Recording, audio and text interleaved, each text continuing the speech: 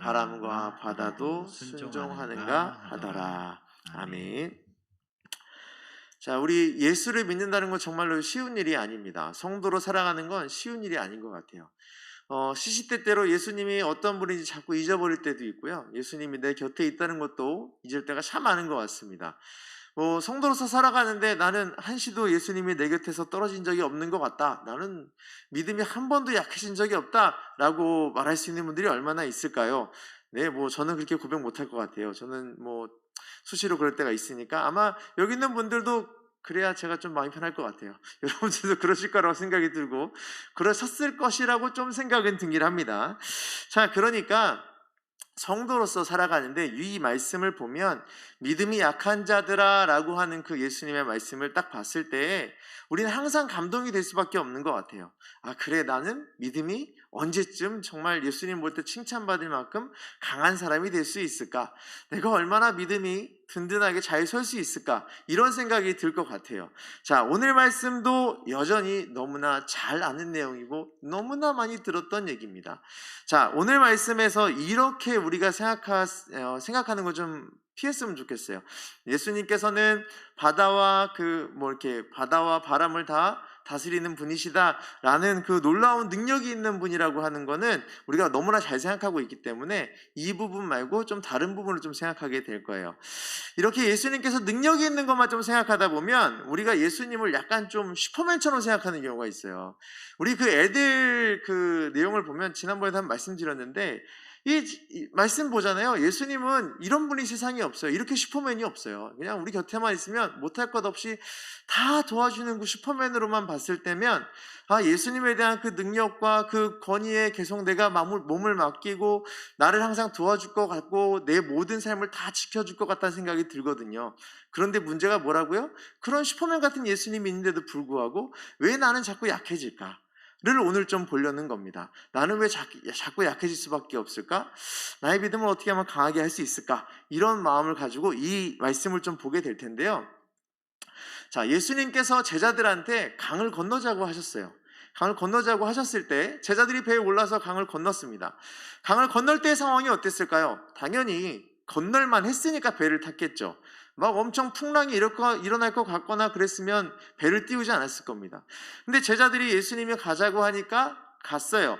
그랬더니 배가 막 흔들릴 만큼, 배 안에 물이 찰 만큼 엄청나게 배가 흔들리고 바람도 불고 바다가 엄청나게 흔들려 이렇게 막 요동을 쳤습니다. 자, 그러다 보니 제자들이 어떻게 했죠? 예수님을 깨웠어요. 예수님 살려주세요 하고 깨웠어요.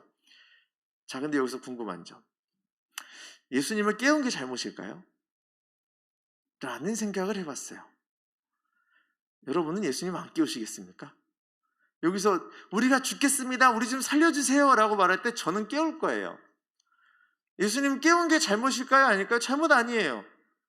예수님을 깨워서 믿음이 약한 자라고 말을 들었을까요? 라고 생각을 안 하셨을 수도 있겠는데 저는 배가 막 흔들리면 예수님은 엄청 흔들었을 거예요. 예수님 좀 일어나세요. 똑같이 말했을 거예요. 예수님 좀 살려주세요. 지금 죽게 생겼다고요. 살려주세요 라고 말했을 때 예수님이 당연히 죽을 것 같은 상황에 예수님을 붙잡고 예수님을 부르는 게 당연한데 난 내 삶에도 너무 힘들면 예수님 부르고 찾는데 이게 뭐가 잘못이에요? 라고 말했을 때 예수님이 왜 믿음이 약한 자라고 말했을까? 라고 본다면 이 말씀에서 저는 한 요 부분이 예수님께서 딱 집어내는 부분이라고 생각이 들어요. 제자들한테 하셨던 말씀을 보면요, 이렇게 말씀하셨습니다. 어찌하여 무서워하느냐? 그러니까 무서워했기 때문에 믿음이 약한 자가 됐던 거예요. 예수님을 깨운 건 문제가 아니에요. 우리도 예수님 맨날 부르는 게 잘못은 아니잖아요. 근데 왜 무서워했느냐? 예수님이 아무것도 못할 것처럼 무서워했기 때문에 잘못이었던 것이에요. 그 다음에 또 하나, 마지막 절을 보시면 그 사람들이 놀라 여겨 이르되 이 이가 어떤 사람이기에 바람과 바다도 순종하는가 하더라. 아시는 말씀이죠. 문제가 뭐였냐면 이 이가 누구이기 애가 문제예요. 예수님이 누군지 잘 몰랐어요. 예수님을 잘 모르니까 두려워했던 거죠. 그러니까 믿음이 작은 자였어요. 마가복음에도 나오고 누가복음에도 이 말씀이 똑같이 나오거든요.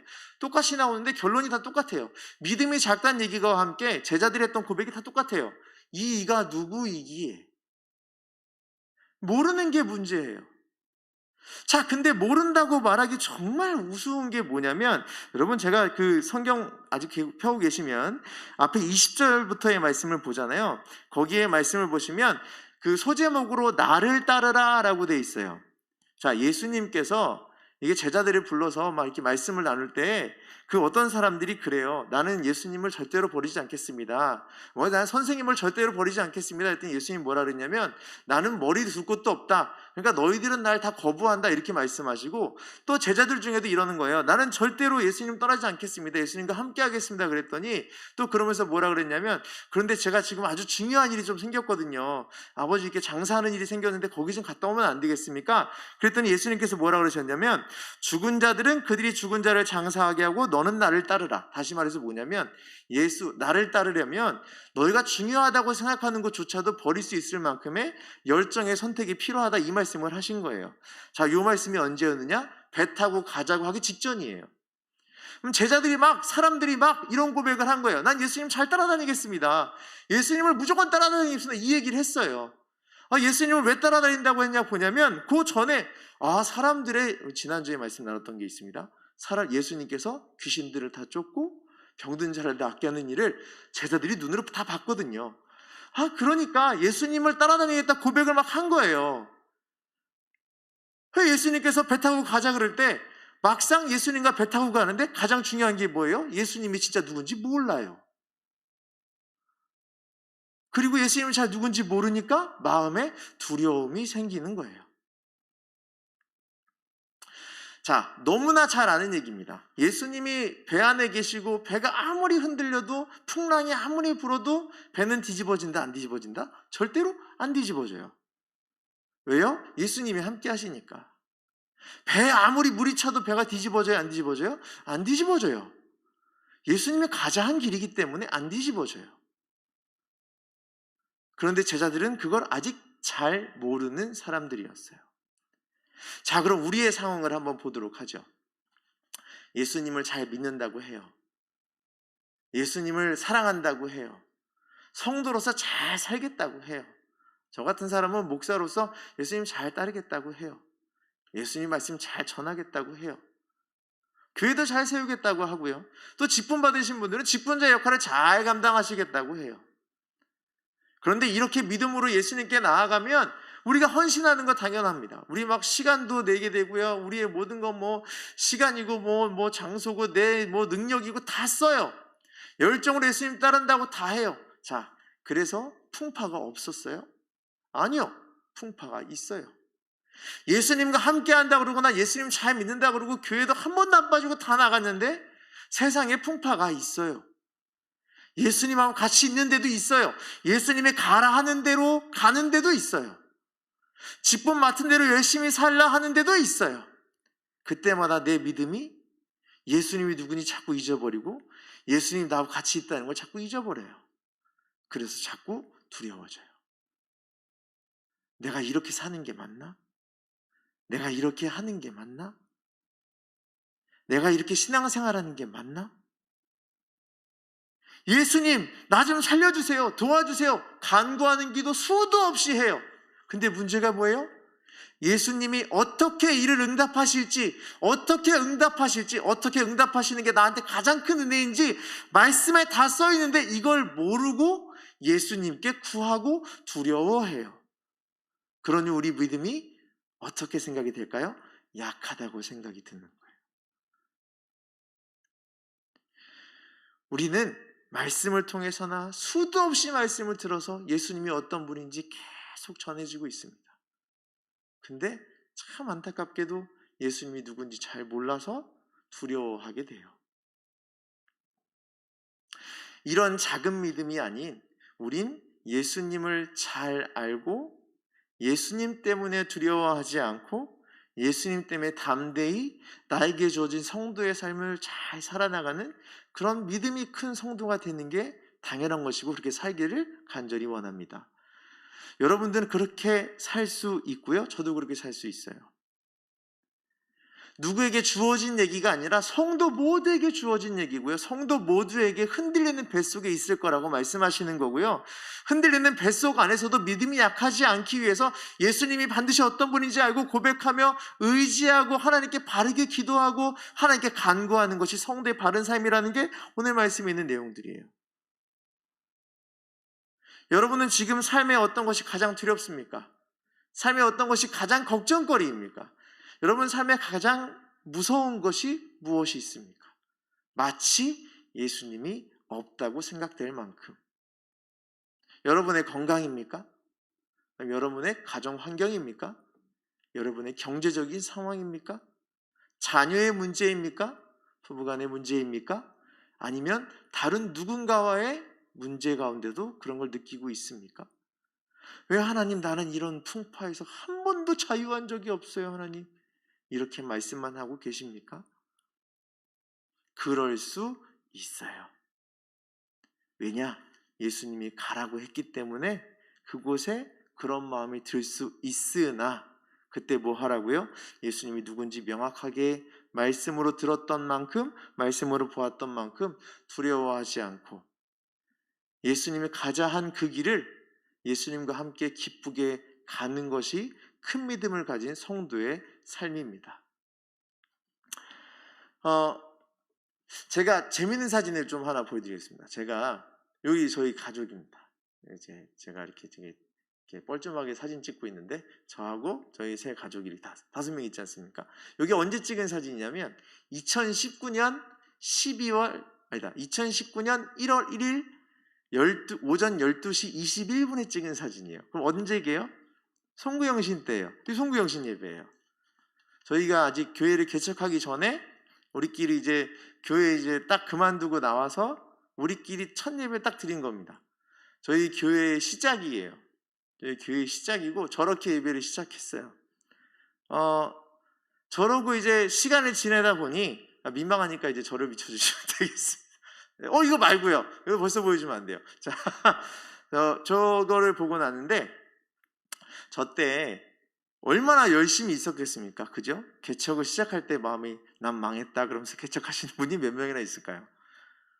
나를 불러주셨으니 가는 길도 있고 못도 있고 물론 뭐 개인적인 얘기를 들으시는 분이 조금 불편하실 수도 있으나 제가 저의 간증이 될 수 있기 때문에 말씀드리겠습니다. 뭐 그럴 수도 있을 거예요. 이렇게 막 엄청 이 길을 가야 되나 말아야 되나 시시때때로 그런 일이 있지 않았겠습니까? 자, 그리고 코로나도 터지고 나서 얼마나 힘들었겠어요. 모이지도 못하고 이 카페라고 하는데 손님이 오질 않아요. 오질 않으니까 막 뭐 아무것도 못하고 누구도 못 만나고 막 이런 상황이 뭐 기분 좋겠습니까? 뭐 사명 가지고 열심히 따르겠다고 갔는데 예수님 곁에 있는 거 뻔히 아는데 막 흔들리는 배에서 막 좌절 수도 없이 했습니다. 자, 그런데 그 다음 사진 아까 나중에 보여드렸던 사진 요게 언제 사진이냐면요 지난 부활주일날 찍은 사진이에요. 저희 교인 분들하고 나가서 그 단체 사진 찍었어요. 전에는 가족들이 굉장히 이제 저희 식구들이나 가족들이 많이 왔었거든요. 많이 와가지고 이제 식구들 이제 안 왔으면 좋겠다. 제 기도 제목이 그랬어요. 식구들 그만 와라 이제. 주변 사람들이 왔으면 좋겠다 해서 채워진 게 이제 저 정도 오게 됐어요. 지금 보시면 이제 다시 민망하니까 제 사진. 지금 보시면 그래 교회가 이렇게 부흥했구나 막 이런 생각이 들 수 있잖아요. 저도 그랬어요. 하루 딱 그랬어요. 하루 딱 그래서 지금 보시면 막 와 이게 사역을 열심히 했네 뭐네 뭐 이렇게 자랑하는 것처럼 보이겠으나 아닙니다. 하루 마음이 사진 딱 찍고 나는데 솔직히 좀 뿌듯했어요. 와 진짜 여기서 우리 엄마 빼고 누구 빼면 몇 명이지도 않고 전부 주변에 기도한 대로 됐네 이런 기쁨이 있었어요. 근데 그 다음날 아침에 다시 이제 교회에 나가려고 카페에 나가려고 머리 감는데 누가 뒤통수한테 빡 때리는 것 같은 거예요. 무슨 생각이 들었냐면 저하고 함께 하시는 분들은 다 이제 다른 교회에서 상처가 입으셔서 이제 신앙생활을 그만하셨거나 저는 이렇게 건강에 문제가 있는 분들이 많이 오시거든요. 근데 제가 이제 그 과정을 거의 다 겪었어요. 그래서 제가 무슨 생각을 했냐면 은혜 나눔 교회라는 뜻이 내가 받은 은혜를 잘 나눠보자 이 뜻이에요. 난 너무 많이 받았으니까 나눠봐야지. 그러니까 하나님이 내가 힘들다고 투덜할 때마다 힘들다고 막 주저앉을 때마다 이상하게 한 명씩 이렇게 오셨거든요. 그러니까는 저렇게 오신 분들을 보니까 이게 네가 그만큼 힘들었으니까 하나님이 너한테 네가 잘할 것 같으니까 보내줬겠다라고 생각이 들었단 말이에요. 근데 아침에 머리 감다가 그냥 뒤통수한테 빵 맞은 게 뭐냐면 이 생각은 하나님이 주셨다고 생각이 들어요. 음성으로 들리진 않았습니다. 이렇게 이상한 사람 아니니까. 어떤 생각이 들었냐면 저도 많이 아팠었고 힘들었는데 딱 생각이 드는 게 환자를 자기도 제대로 못 고친 환자한테 누구를 보내나 이 생각이 들었어요. 저도 아직도 많이 좀 이제 힘든 중에 있다 보니까 이게 하나님 저한테 이렇게 말씀하시는 것 같아요. 너도 환자잖아. 왜 누가 너한테 환자를 보내? 너도 아프잖아. 너도 아직 네 문제 해결 못 했잖아. 근데 다른 사람 해결한다고 너한테 누굴 보내니? 이 생각이 딱 드는 거예요. 그러면서 무슨 생각이 들었냐면 하나님이 아니면 한 분도 저 중에서 저하고 함께 하실 분이 없었다라는 생각이 들었어요. 제가 한 게 하나도 없더라고요. 하나도 없고 저분들은 언제 가실지 저는 몰라요. 저분들이 가실 거라고 저는 항상 생각을 하고 있거든요. 다시 가실 거라고. 근데 그 생각이 딱 들면서 제가 한 게 하나도 없어요. 나는 예수님의 길을 따른다고 두려워서 예수님 잘 믿고 목사도 열심히 하고 전도사도 열심히 한다고 그래서 막 사역하고 막 열 내고 막 사람들하고 막 투닥투닥거리기도 하고 막 그러면서 달려왔으니까 지금 나에게 이런 과거의 경험들 때문에 누굴 붙였다고 생각을 하셨거든요. 아니더라고요. 그러면서 이 말씀이 이렇게 생각이 드는 거예요. 배 안에 예수님이 함께 있었지만 그 배를 제대로 풍랑 속에서 잘 인도해 갈 만한 능력이 있는 사람이 없었겠느냐? 있었을 거야. 근데 결국 인도하시는 분은 예수님이고 살리시는 분은 예수님이야. 저 사진 보면서 저는 되게 회개했어요. 다음에는 우리 교인분 중에 한 분이 그러시더라고요. 내년에 사진 찍으면 사람 또 있을 거고 또 있을 거고 같은 자리에서 매번 찍으면서 사람들이 느는 것 좀 보죠. 그 마음이 싹 사라졌어요. 하나님이 아니면 안 돼요. 내가 주저앉고 좌절하고 예수님 따른다고 했지만 예수님이 곁에 없는 것처럼 투덜거릴 때가 진짜 많았고 좌절할 때 진짜 많았거든요. 불평할 때 진짜 많았어요. 근데 하나님께서 하나님의 백성들을 보내주시는 걸 보면서 내가 한 게 하나도 없는 걸 알았습니다. 제자들도 예수님의 길을 가는데 그들 능력으로 할 수 있는 게 하나도 없었어요. 여러분들 능력으로 하나님의 일을 할 수 있는 거 하나도 없어요. 여러분이 음식을 잘해서 식당 봉사하신다고 생각하십니까? 아니에요. 누군가가 찬양 인도를 잘하고 누군가가 찬양 반주를 엄청 잘해서 그걸 한다고 생각하십니까? 아니에요.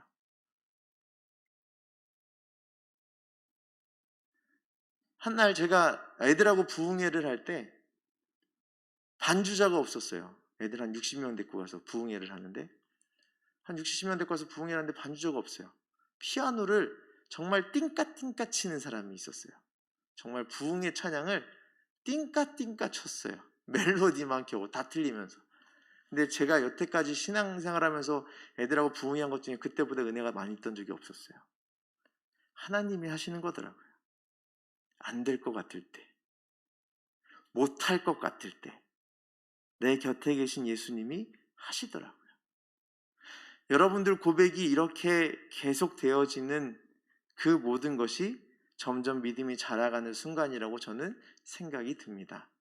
믿음이 약해질 수 있으나 이런 하나하나의 경험들과 하나하나의 간증들이 섞이면서 여러분의 믿음이 계속 커지고 여러분이 하나님께 더욱더 많이 의지하고 하나님의 뜻과 계획을 명확하게 알아가는 우리 성도님 되시면 좋겠습니다.